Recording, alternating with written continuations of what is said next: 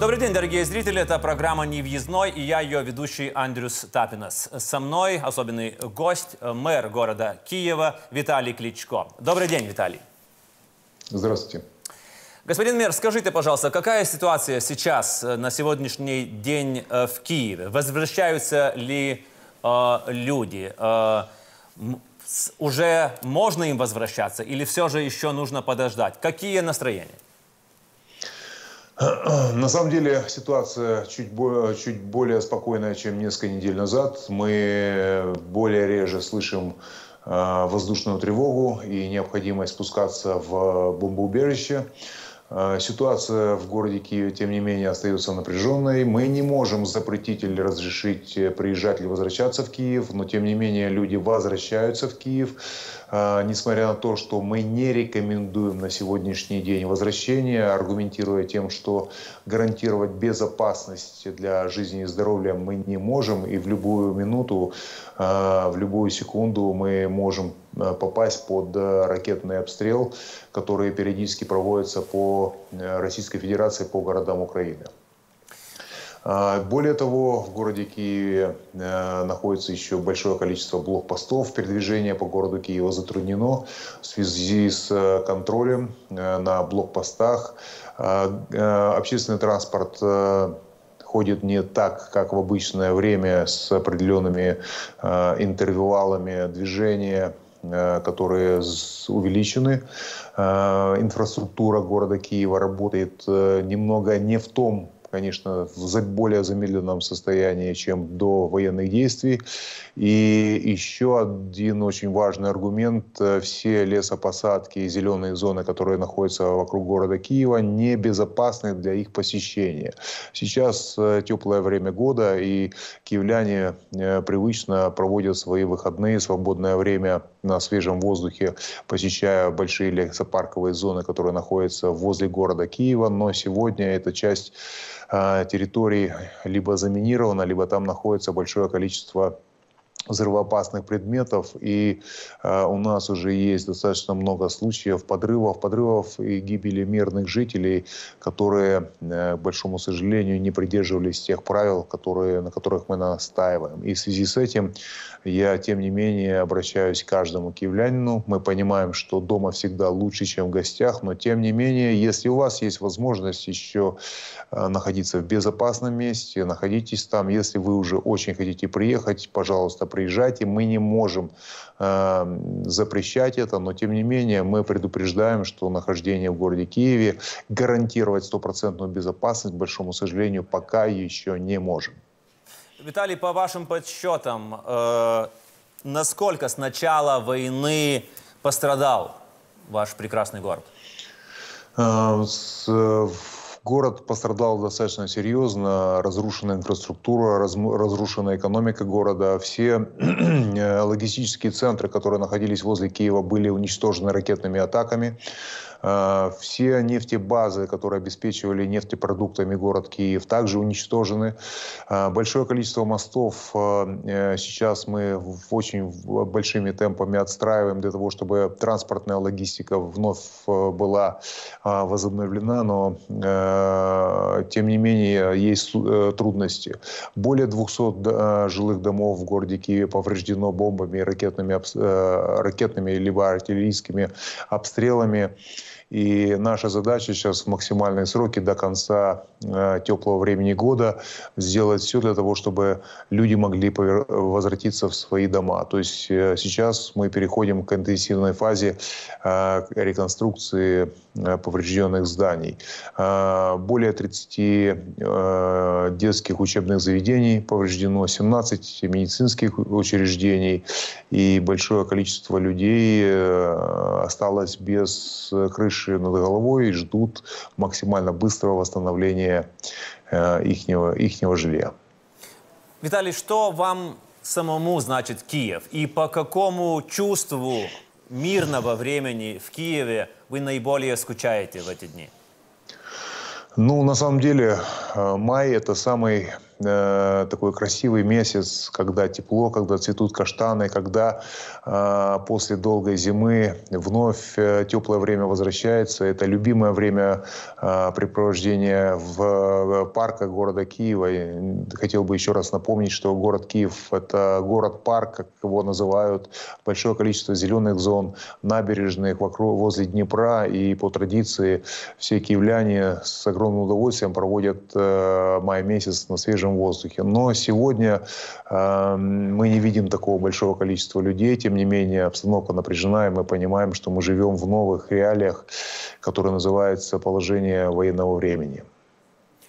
Вы не только мэр, вы и профессиональный гид. И вы недавно выставили на аукцион Великобритании вашу собственную экскурсию по городу Киеву, когда это будет возможно.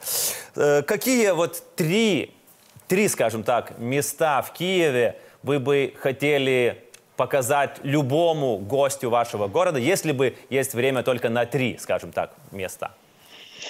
Я бы рекомендовал пройтись по Труханому острову. Город Киев, в городе Киеве очень одна из самых крупных рек Европы – Днепр. И хотел бы еще раз напомнить, самое узкое место – это 700 метров. Самые широкие места нашей реки – 25 километров, почти 25 километров. Это когда ты стоишь с одной стороны реки и не видишь другого берега. Я рекомендовал бы пройтись по Владимирской горке, которая реконструирована, пройтись по историческим местам, посмотреть новый памятник нашему защитнику, архангелу Михаилу, пройтись к арке свободы украинского народа, которую мы переименовали. Раньше эта арка имела название «Дружбы народов» и символизировала дружбу украинского и российского народа. Сейчас мы не можем говорить о дружбе, она переименована. Но, тем не менее, там красивые места, пешеходный стеклянный мост, Лавра, Киевские холмы. Рекомендовал бы также посетить мест, где можно провести время, достаточно много. Я уверен, что сейчас не самое лучшее время для туристического сезона и приезжать в город Киев, но тем не менее по окончании военных действий мы всегда рады видеть гостей, друзей. И украинцы всегда славились тем, что они хлебосольные и доброжелательная мирная нация. Мы очень будем рады видеть гостей из Прибалтики в нашем любимом городе. Я сам 5 раз был в Киеве и очень тоскую. Именно в это время, именно в мае я вспоминаю свои походы по Крещатику, по паркам и по Днепру. Виталий, последний ужин, который вы имели перед войной, был с мэром нашего города Ремигиусом Шимашисом. И вы и с братом говорили такие интересные вещи, что вот как так могло случиться, что в 21 веке одни люди пытаются покорить Марс, а другие по старинке пытаются отхавать чужие территории по старым методам. Но это было еще один день до войны. Вы думали про это еще во время войны, вот про этой странности? Люди, которые развязывают войны в настоящее время, когда мир становится глобальным, когда совершенно другие приоритеты и новые технологии, которые развиваются достаточно большими темпами, и вновь возвращаться к средневековым методам уничтожения самого ценного людской жизни не вписывается ни в одно нормальное здравомыслящее сознание. Но, тем не менее, мы видим на сегодняшний день в России навязывается экстремизм, навязывается агрессивная политика, пропаганда работает настолько сильно, и всем рассказывают, что, оказывается, на Украине живут радикалы, националисты, фашисты, которые все делают для того, чтобы каким-то образом ущемить российское население, не давать возможности говорить на русском, что-то запрещать – это абсолютная ложь и пропаганда. Я общаюсь с россиянами, а много таких знакомых, вижу, насколько люди зазомбированы, насколько люди имеют ложное представление, и на это работает российская пропаганда. На самом деле, я украинец, но в моих жилах, в моем теле течет российская кровь. Как мы можем ненавидеть россиян? Как я могу их ненавидеть, когда моя мама россиянка? Даже она, прожив всю жизнь практически всю жизнь в Украине, не говорит на украинском и никогда не чувствовала какого-либо ущемления. В Украине живет огромное количество разных национальностей, много вероисповеданий. И в этом случае все то, что мы слышим на сегодняшний день с российских пропагандистских каналов, это абсолютное зомбирование людей. Поэтому я всегда обращаюсь: не верьте российской пропаганде. Это абсолютная ложь, которая не вписывается в сегодняшнее нормальное восприятие мира.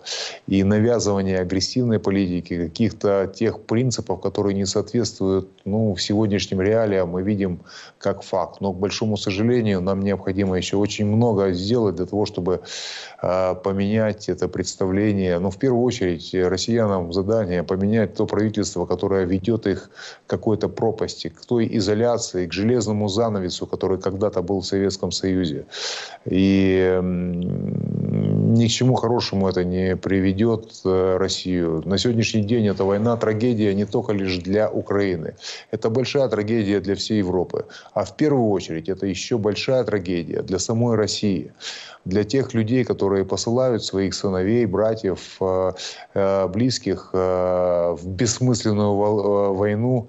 И это трагедия тем, кто получают трупы уже своих близких или не получают их, но они уже убиты на Украине. Для чего? Вопрос: для чего? Для того, чтобы реализовать какое-то больное представление одного человека, воссоздать какую-то мнимую Российскую империю. Я уверен, что ни одна жизнь, ни одного человека не стоит этих больных амбиций.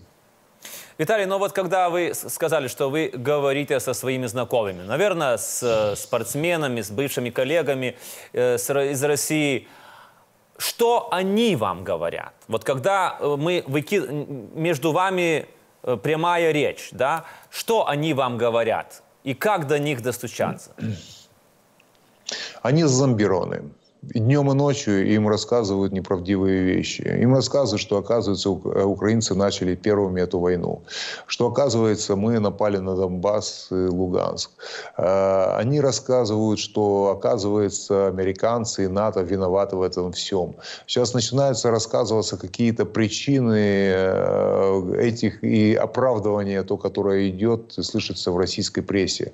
На самом деле, часть из моих друзей, я четко могу об этом говорить, они боятся, потому что на сегодняшний день ни о какой свободе слова и инакомыслии в России нельзя говорить. И мы видим, как Россия быстрыми темпами возвращается в сталинские времена, где любое альтернативное мнение может закончиться Лубянкой или тюремным заключением. А все остальные должны четко поддакивать и соглашаться. Я уверен, что так долго в сегодняшнем мире продолжаться не может. Мир стал глобальным и огромное количество информации. Но тем не менее результат пропаганды налицо, еще присутствуют эти имперские амбиции, которые навязываются российскому населению. Ну и, конечно, они, наверное, думают, что если кто-нибудь перехватит мой разговор с мэром Киева, мне не поздоровится. Уверен, что боязнь, не уверен, я знаю, что боязнь присутствует у каждого из них. Виталий, ваше выражение очень известное и ваше любимое, что не каждый может увидеть, что будет завтра. Но все же, у вас есть свое видение, что будет завтра с Киевом, с Украиной, с нами всеми? Как вы это видите? Не каждый может заглянуть в завтрашний день. Да, ну это я из литовского переводил на русский. Вот. А я могу заглянуть в завтрашний день. И завтрашний день изменяю своими личными усилиями для того, чтобы город Киев становился по-настоящему европейской столицей, становился еще более красивым.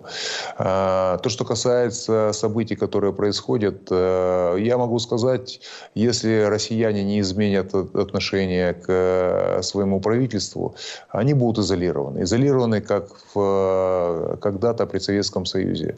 Когда вся Россия, весь Советский Союз ездил на москвичах и жигулях. Когда любая жвачка, которая попадала на территорию бывшего Советского Союза, рассматривалась как чудо. Когда любые новые изобретения, технологии западного мира воспринимались как что-то необычное, фантастическое. При развале Советского Союза мы имели возможность посмотреть, но все-таки открылась больше информации, мы понимали, насколько нас кормили ложью в те времена. Так вот, заглядывая в завтрашний день, если россияне не изменят свое правительство и будут дальше молчать, они будут изолированы, как в Советском Союзе. Что касается Украины, я уверен, что мир будет. Я уверен в том, что мы отвоюем наши территории, которые захватили россияне. Весь мир, весь демократический мир, все страны поддерживают и настаивают на прекращении войны. И слабо воспринимаются аргументы Российской Федерации. Если бы мы первыми не начали, то они бы наверняка напали бы на нас. Весь мир видит абсурдность и тот геноцид, который происходит сейчас в Украине. Заглядывая в завтрашний день, я могу четко сказать, мир в Украине будет. Мы будем частью европейской семьи, по-настоящему европейцами. Мы на самом деле есть европейцы в нашей культуре, в нашей истории, географически мы европейцы. Нам еще сделать необходимо очень много для того, чтобы стандарты жизни также отвечали европейским стандартам. Но я уверен, что это будет в ближайшее время. Единственное, я не могу ответить на вопрос, как долго, и ни один эксперт в мире не может ответить, как долго будет продолжаться эта война. Недели, месяцы. Я очень надеюсь, ни в коем случае не годы, но тем не менее мы очень сильно мотивированы, каждый из украинцев, потому что мы защищаем наши семьи, мы защищаем наши города, мы защищаем наших детей, мы защищаем наше будущее.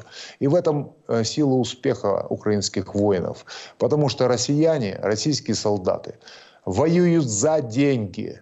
Украинцы воюют за своих детей, за свои семьи, за свое будущее. Вы можете представить, погибнуть за деньги, либо погибнуть, защищая своих детей. Вот это вот разница. Мы не боимся погибнуть, потому что мы защищаем будущее наших детей. И мы находимся на своей земле. Мы никому не угрожаем. Мы защищаемся. Весь мир стоит на нашей стороне. И мы победим в этой войне.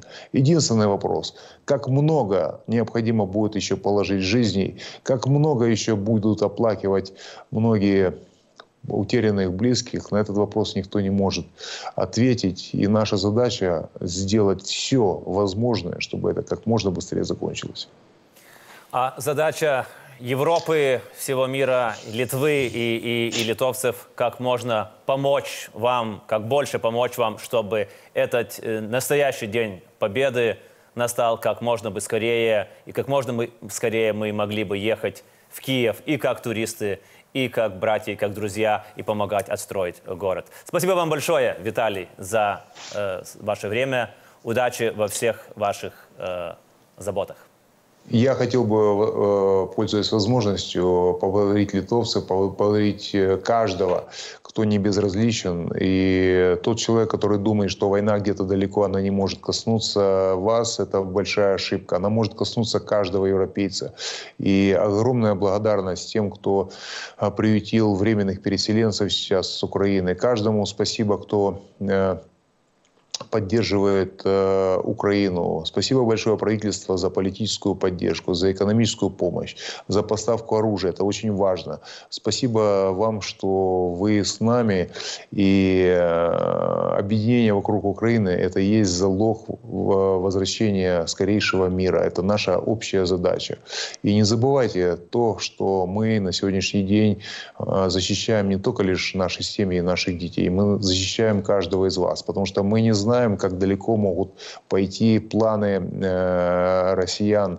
И сегодня очень важно объединение. Объединение для того, чтобы мир как можно быстрее пришел на Украину. Мы ни на кого не нападали, не собираемся нападать. Мы защищаемся. И нам в сегодняшний день нужна поддержка. И мы на сегодняшний день по-настоящему видим, кто по-настоящему друг Украины, кто ее поддерживает. Поэтому низкий поклон каждому из вас. Огромное спасибо за то, как вы относитесь к сегодняшней ситуации, как вы относитесь к Украине. Спасибо большое за поддержку. Спасибо вам, Виталий, и удачи во всех ваших делах. До свидания. До свидания.